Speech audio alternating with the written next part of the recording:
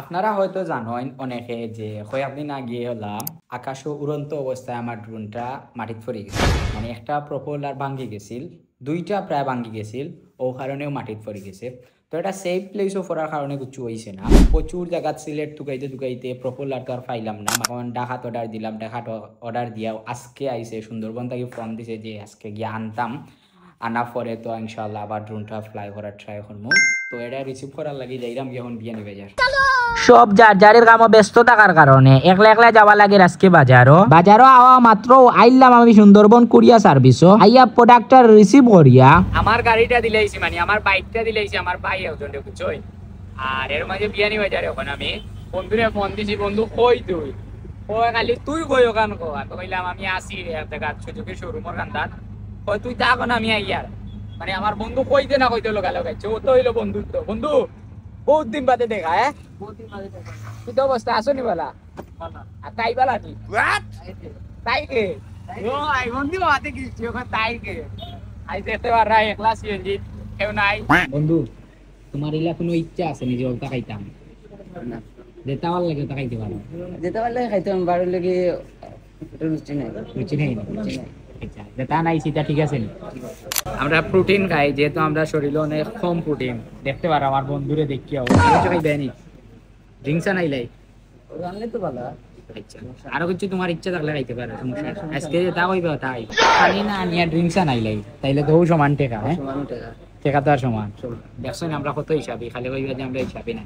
ভাই আমরা রে হাফ লিটার পানির চেঞ্জ করিয়া দিয়ে দিলাই, ড্রিঙ্কস এগু দিলেন হাফ লিটার।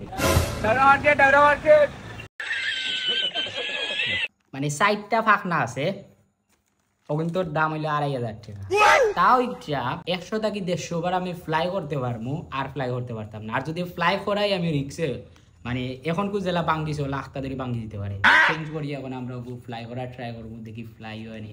যদি হয়ে যায় তো আলহামদুলিল্লাহ, 2500 টাকা দিয়াও হয়ে যায়।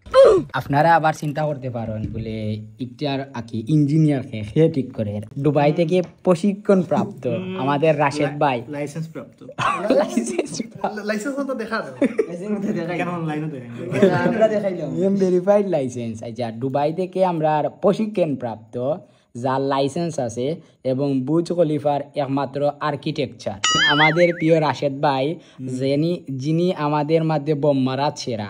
তো আপনারা যদি ড্রোন নষ্ট হইয়া থাকে রাশেদ ভাইরে বলেও কইবা না, কারণ আমারও বিশ্বাস নাই